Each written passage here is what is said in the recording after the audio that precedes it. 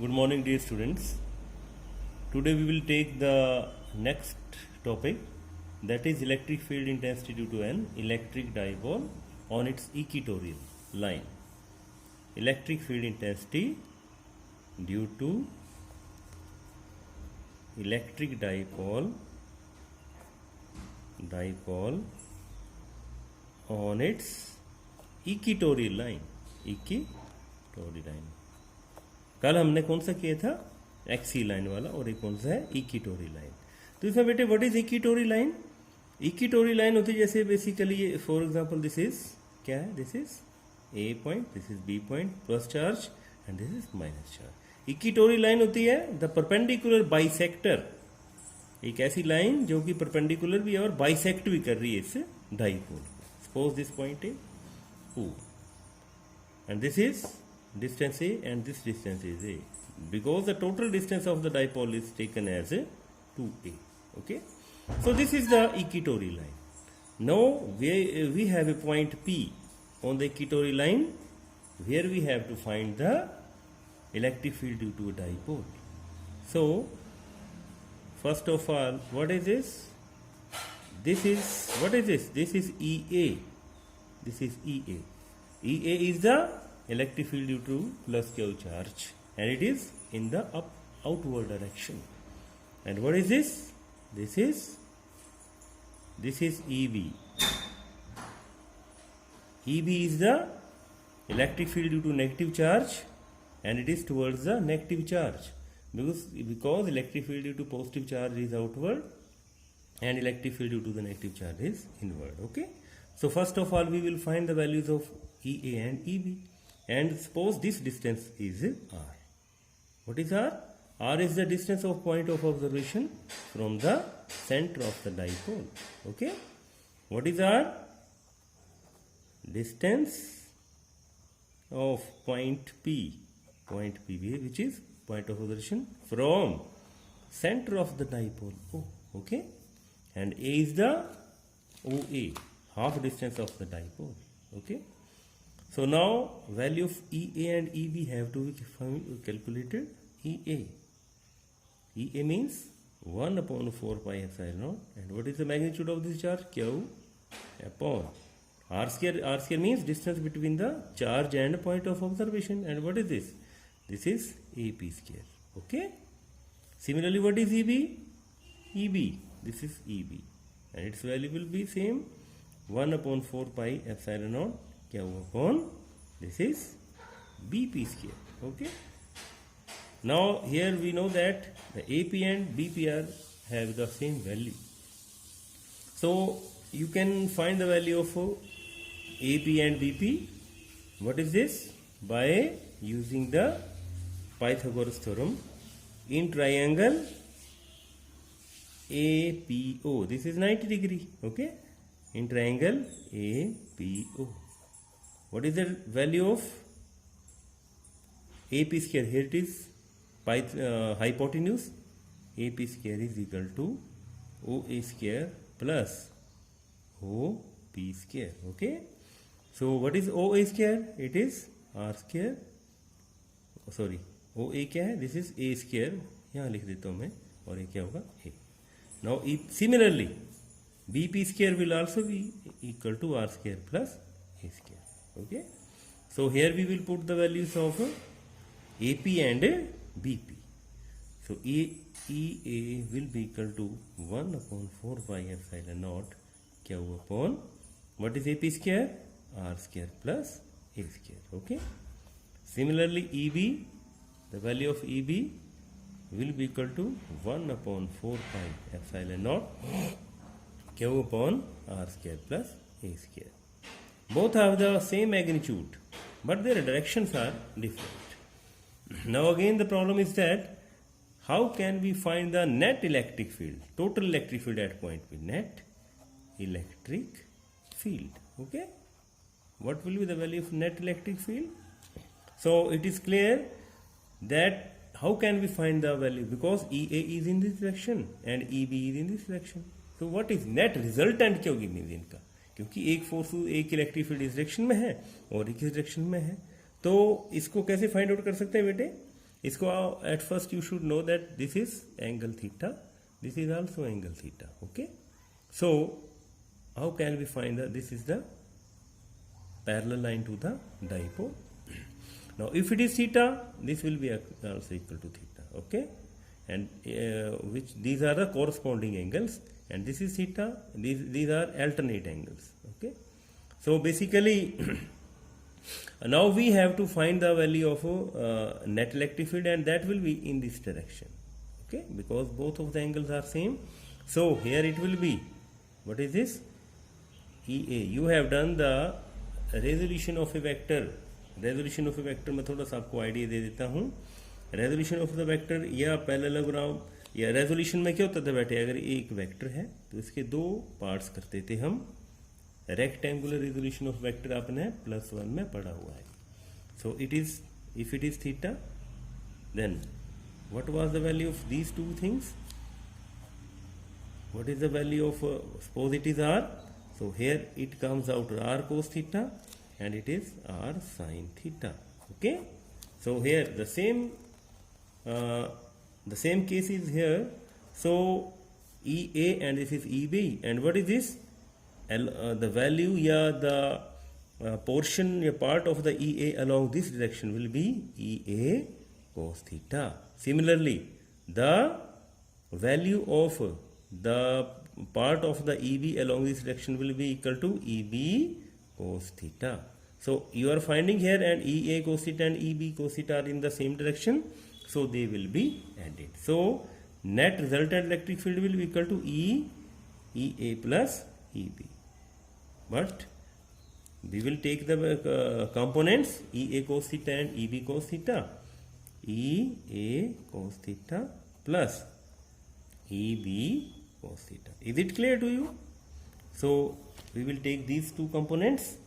Now as we know that EA is equal to EB, because both are having the values same, both EA and EB have the same values. So EA is equal to EB from equation 1 and 2. Okay, so now what will its value, E will be equal to, we can take here EA cos theta, because both are same, EA cos theta. So we will have the value 2EA cos theta. So put the value of EA, because both have the same value. So EA 1 upon 4 pi epsilon naught, sorry 2 is also there, Q upon r square plus a square. Okay, and here it is cos theta. Okay, again the value of cos theta will be calculated from this triangle OAP, from triangle कौन सा, कोई भी ले लो आप, इसमें OP भी लिख सकते हैं और OPA भी ले सकते हैं, OPA. So cos theta, you know that what is the cos theta? Cos theta is equal to base upon hypotenuse. Base upon hypotenuse, यही होता है ना बेटे, B upon H. And what is base here? It is A, and what is hypotenuse? It is AP. Okay, so we have calculated the value of AP square. The value of AP square was r square plus a square. So the what will be the value of AP? AP की value थी r square plus a square. तो AP की क्या value होगी बेटे, r square plus a square का under root. Is it clear? Now this is the value of cos theta. Put in 3. Equation number 3 में put करेंगे. So E will be equal to 2 1 upon 4 pi epsilon naught Q upon r square plus a square, and here the value of cos theta, it is 1 A upon r square plus a square under root. Okay, तो यहाँ पर r square plus a square है, और यहाँ पर r square, जैसे for example आपके पास कोई वैल्यू है a into A under root का वैल्यू क्या होती है, पावर क्या होती है, 1/2. It is 1/2. So what will be its value, it will be taken as,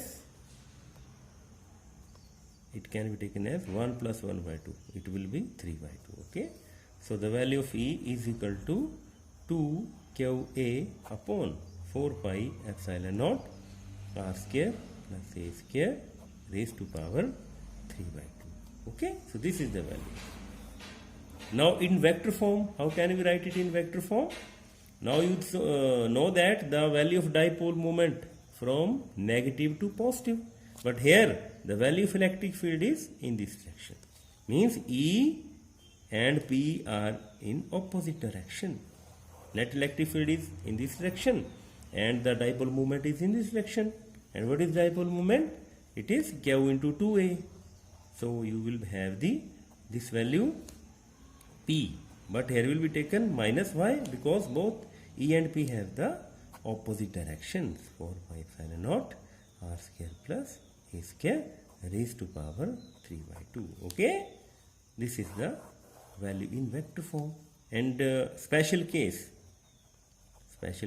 कैसे होगा बेटे?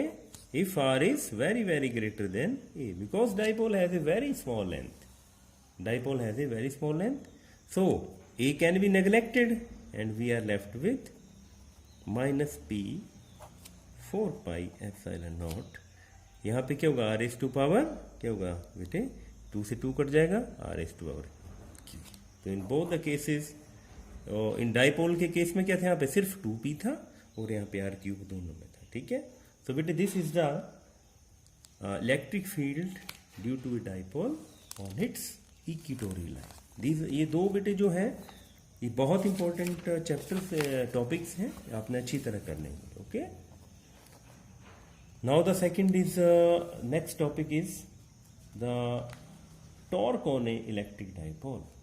The next topic is torque on a electric dipole. So very easy. क्या बेटे? ये torque on electric dipole. I will divide it in 2 parts. Torque on electric dipole.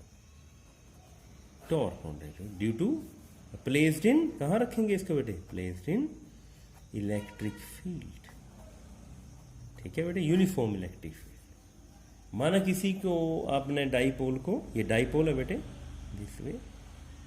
Okay, ये negative है और ये पॉजिटिव है. अब आपको पता है बेटे, जैसे किसी मैग्नेट को हम अगर मैग्नेटिक फील्ड में रखते हैं तो उसमें क्या प्रोड्यूस हो जाता है बेटे? उसमें टॉर्क लगेगा. टॉर्क का मतलब क्या होता है कि वो रोटेट कर जाएगा. Rotation in this way, rotation in this वे. ये रोटेट कब करेगा? जब इस पर इस डायरेक्शन में फोर्स लगेगी और इस साइड में इस डायरेक्शन में फोर्स लगेगी, तब ये क्या करेगा? रोटेट कर जाएगा ऐसे करके. This is called torque. और ये टॉर्क लगेगा कब? जब इसको आपने इलेक्ट्रिक फील्ड में रखा हुआ है. ओके बेटे, is it clear? Now suppose ये क्या है बेटे? What is this? This is the uniform electric field. ये क्या है? Uniform electric field. अब आपको पता है कि इलेक्ट्रिक फील्ड इस डायरेक्शन में है. इट मीन्स यहाँ पर पॉजिटिव चार्ज होंगे और यहाँ पर क्या होंगे? Negative charge. तभी तो इलेक्ट्रिक फील्ड क्या है बेटे? From left to right. अब यहाँ पे पॉजिटिव है तो पॉजिटिव रिपेल होंगे और इसमें जो फोर्स लगेगी वो इस डायरेक्शन में लगेगी. ओके, और इसमें जो फोर्स लगेगी वो इस डायरेक्शन में लगेगी. एफ ए इसको मान लिया और यहाँ पर एफ बी मान लिया. ओके, हाँ बेटे, इस फोर्स को आपने क्या मान लिया? एफ बी, और इसको आपने मान लिया एफ. ओके बेटे, अब इसमें फोर्स लग क्यों रही है बेटे? फोर्स लग रही है due to the electric field. Electric field के कारण इसमें फोर्स लग रही है. ओके बेटे, तो अब देखो बेटे, आपको पता है कि फोर्स और इलेक्ट्रिक फील्ड में रिलेशन क्या होता है? अभी आपने पढ़ा कि electric field is equal to F upon क्या हो, एफ अपॉन क्या हो. इट मीन अगर आपने फोर्स निकालनी है तो वो क्या होगा? E इंटू या क्या not into, means charge into electric field. Okay, so suppose कर ली कि यहाँ पर इलेक्ट्रिक फील्ड कितनी अप्लाई की है आपने? E. ओके, अब आपने टॉर्क पढ़ा हुआ बेटे. टॉर्क होता क्या है? Force, either force and perpendicular distance between the forces. So torque क्या होगा बेटे? Torque will be equal to either force, कोई भी एक फोर्स ले लो, either force into perpendicular distance between the force. अब यहां से क्लियर है बेटे, फोर्स कितनी लग रही है इसमें? टॉ. फोर्स कितनी यहां पर? एक एफ ए है या एफ ए एफ बी, कोई भी ले लो इन दोनों में से, क्योंकि दोनों सेम होगी. और परपेंडिकुलर डिस्टेंस क्या होगा बेटे यहाँ पे, ये फोर्सेस के बीच में परपेंडिकुलर डिस्टेंस क्या होगा, इसको अगर n माना तो n मान लो, इसमें जो आपको वैल्यू दी है वो है ना, दिस इज n। तो आपको पता है ये एक फोर्स ये है और एक फोर्स ये है, तो दोनों के बीच में परपेंडिकुलर फोर्स कौन, डिस्टेंस क्या हुआ, bn। ठीक है बच्चों, ये टॉर्क होगा। अब एफ ए की वैल्यू क्या होती है बेटे, एफ ए क्या भी मैंने बताया कि ये भी चार्ज क्यू है, ये भी क्यू है, तो क्यू इंटू ई। ठीक है बच्चों, एफ ए दोनों सेम होंगे, is equal to F B, दोनों की वैल्यू सेम होगी। अब बी एन की वैल्यू कैसे निकालेंगे, सपोज इसके साथ ये थीटा एंगल है, थीटा क्या है बेटे, theta is angle between the electric field and dipole. क्या है बेटे theta, angle between electric field and dipole. ठीक है, तो यहां से बेटे इन ट्राइंगल, अब हमें वैल्यू चाहिए बी एन की, तो बी एन की वैल्यू क्या आएगी, इन ट्राइंगल ये ले लेंगे A B N, A B N. Okay, तो क्या आएगी बेटे यहां पर वैल्यू, ए बी एन की वैल्यू चाहिए हमें, तो बी एन अपॉन, ठीक है बेटे, बी एन अपॉन क्या लेंगे, एच ए बी। क्या बना बेटे ये बी एन अपॉन क्या होगा, ये परपेंडिकुलर अपॉन हाइपोटेन्यूज, तो इसकी वैल्यू क्या आएगी, it is B upon H होता है sine theta. This implies that B N is equal to A B sine theta. अब यहाँ पे पुट करेंगे बेटे, ये जो है 1 में पुट इन 1, एफ ए की वैल्यू भी पुट कर देंगे, तो टाउ की वैल्यू क्या आ गई बेटे, क्यू ई इंटू क्या है बेटे साथ में, और बी एन की वैल्यू क्या थी, A B sine theta. And what is बेटे, क्यू ई आ गया, एंड ए बी की value, what is A B की कितनी वैल्यू, इसकी 2a, क्योंकि इसका डिस्टेंस है 2a साइन थीटा। ठीक है बच्चों, तो क्यू इंटू 2a आ गया, इंटू साइन थीटा आ गया बेटे, तो टाउ की what is Q into 2a, this is dipole moment. ठीक है, और साथ में ई भी है, सॉरी, तो क्या आ गया ये पी ई साइन थीटा, और इसको क्या लिख सकते हैं वेक्टर फॉर्म में, वेक्टर फॉर्म में क्या लिख सकते हैं बेटे, tau is equal to P cross E. आपने बेटे पढ़ा हुआ है cross product, cross product is the product of their magnitude and sine of the angle between them, दोनों के बीच में साइन, जैसे पढ़ा था ना, ये cross B is equal to A B sine theta, तो ये क्रॉस प्रोडक्ट है बेटे, क्या है ये क्रॉस प्रोडक्ट। अगर नहीं होगा तो आपने +1 के नोट्स देखने बेटे। ओके, तो ये है बेटे हमारा। अच्छा, इसके कुछ स्पेशल केसेस भी हैं, 2 ही हैं, कि when theta is equal to 0, special cases, when theta is equal to 0 भी मान सकते हैं, और ये 180 डिग्री। तो क्या आएगी बेटे टाउ की वैल्यू, पी ई साइन 0, तो साइन 0 क्या होता है बेटे, sine 0 is equal to 0, so tau की वैल्यू क्या आएगी 0, और 180 पे भी ये 0 होगा। ओके, 180 पे भी 0। अब ये when theta is equal to, कि एंगल इनके बीच में कितना, ऐसे करके 90 डिग्री में, in this way 90 degree, when theta is equal to 90 degree, तब क्या होगा बेटे, क्योंकि साइन 90 डिग्री क्या होता है बेटे 1, so tau is equal to P E sine 90 degree, और साइन 90 क्या होता है 1, तो ये क्या होगा बेटे मैक्सिमम, सबसे ज्यादा टॉर्क कब लगेगा, जब आपने इसको कैसे रखा है, इन दिस डायरेक्शन। ओके, सो इसमें हमने आज किया है torque on electric dipole placed in electric. Okay बेटे, इसके बाद है कि बेटे पोटेंशियल एनर्जी, इसके साथ ही रिलेटेड है, वेरी इजी है। नेक्स्ट टॉपिक है potential energy of the dipole, potential energy of the dipole placed in, ये इजी है, placed in electric field. Okay बेटे, तो इसको कैसे करेंगे, potential energy of the dipole, इसमें बेटे वही रहेगा, डायग्राम वही रहेगा। अब आपको पता है कि जब भी हमने एनर्जी फाइंड आउट करनी है, तो एनर्जी कैसे फाइंड आउट करते हैं बेटे, एनर्जी के लिए हमें सबसे पहले वर्क डन निकालना पड़ता है। तो इसमें क्या करेंगे, हम थोड़ा सा इसको डिस्प्लेस करेंगे, इसी यही रहेगा। सपोज ये था हमारा, ये क्या है, डाइपोल है, यहाँ पर नेगेटिव और यहाँ पर पॉजिटिव। कहाँ रखा हुआ है, displace inside the electric field E. इनके बीच में एंगल कितना है बेटे, एंगल इज थीटा। ठीक है, वही बात सेम है सारा ये इन दिस वे। और ये क्या है, ए पॉइंट है, ये पॉइंट है बी। ओके, अब क्या होगा इसमें कि इसको थोड़ा सा डिस्प्लेस जैसे ऐसे करेंगे, क्योंकि हमें फोर्स लगानी पड़ेगी, और जब भी फोर्स लगेगी तो क्या होगा बेटे, इसमें वर्क डन हो जाएगा, और वही वर्क डन क्या होगा, इसकी पोटेंशियल एनर्जी की फॉर्म में सेम हो जाएगा। ओके बेटे, वो इसमें स्टोर हो जाएगा। तो simply dW will be equal to, अब जो हमारा बेटे वर्क डन है वो क्या होता है, फोर्स इंटू डिस्प्लेसमेंट। क्या होता है बेटे, फोर्स इंटू डिस्प्लेसमेंट। बट इस केस में ये कौन सा बेटे, ये एंगुलर मोशन है, ये एंगुलर मोशन। तो एंगुलर मोशन में फोर्स को रिप्लेस कर देंगे एंगुलर फोर्स, और वो क्या होती है, टाउ, और डिस्प्लेसमेंट भी एंगुलर डिस्प्लेसमेंट। तो एंगुलर डिस्प्लेसमेंट क्या होगा, D theta. Is it clear to you? So means what is this? This is the work done in rotating the dipole inside the electric field. So value of tau, tau की value क्या होगी बेटे, अभी हमने find out की है, P E sin theta into d theta.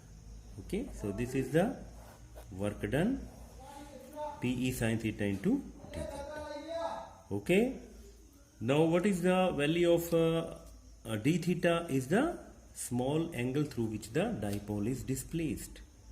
d theta क्या है बेटे, छोटा सा एंगल है जिससे उसको हमने थोड़ा सा डिस्प्लेस किया हुआ है, इसलिए हमें वर्क करना पड़ा dW, और वर्क होता है फोर्स इंटू डिस्प्लेसमेंट। तो यहाँ पे फोर्स होगी एंगुलर, क्योंकि ये एंगुलर मोशन है बेटे, आप पढ़ा हुआ आपने +1, angular motion into angular displacement. तो दिस इज इट। ठीक है, अब ये तो है P E sine theta D theta. अब हम नेट वर्क डन निकालेंगे, जैसे हम +1 में करते थे, पहले छोटा वर्क डन फाइंड आउट करते थे, फिर उसको क्या करते थे, इंटीग्रेट कर देते थे। ठीक है, total work done, total work done in displacing the dipole through θ1 to θ2। माना ये पहले θ1 पे था और इसको θ2 पे कर दिया। तो इसको कैसे करेंगे बेटे हम, इट विल बी इंटीग्रेटेड।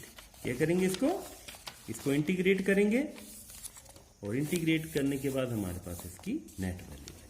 ठीक है बेटे, तो क्या आएगा बेटे, net work done will be equal to P E sine theta into D theta, और कहाँ से कहाँ, θ1 से लेकर θ2। ओके बेटे, ये आपने किया हुआ है, +1 में हमने पढ़ा था इंटीग्रेशन, ये कौन सा है, विद इन लिमिट्स वाला जो है। ठीक है, इसको बोलते हैं फाइनाइट इंटीग्रेशन। अब बेटे इसकी पीई तो कांस्टेंट है, तो पीई बाहर ले लेंगे, और इस इंटीग्रेशन किसकी होगी, sign theta into D theta. Okay बेटे, तो यहाँ पर θ1 था और यहाँ पर θ2। अब आपको पता है बेटे साइन थीटा की जो इंटीग्रेशन होती है वो क्या होती है, माइनस कोस थीटा। तो total work done will be equal to PE, यहाँ क्या आएगा, माइनस कोस थीटा, और ये कहाँ आ जाएंगी लिमिट्स, θ1 टू θ2। ठीक है बेटे, सो यहाँ पे माइनस साइन अगर मैं बाहर ले लूँ तो पीई क्या आएगा, यहाँ पर upper limit minus lower limit, cos θ2 minus cos θ1। ठीक है बेटे, ये तो ये आपका आ गया नेट वर्क डन। तो यहाँ पे अगर हम देखेंगे, एक थोड़ा सा आगे किया हो कि अगर हम θ1 90 डिग्री की, पहले ये 90 डिग्री पे था और बाद में θ2 कितना ले लिया, θ2 1, मतलब इनिशियल स्टेज में कितनी था इसका एंगल बना रहा था ये इलेक्ट्रिक फील्ड के साथ 90 डिग्री। तो यहाँ पर करेंगे W माइनस पीई, यहाँ क्या आएगा बेटे, कोस θ2 की जगह के लिखेंगे थीटा, और θ1 की जगह के लिखेंगे कोस 90। ठीक है, और कोस 90 क्या होता है बेटे, 0। So we are left with minus PE cos theta. ठीक है, so its value is W is equal to minus, अब आपने पढ़ा हो बेटे dot product P dot E,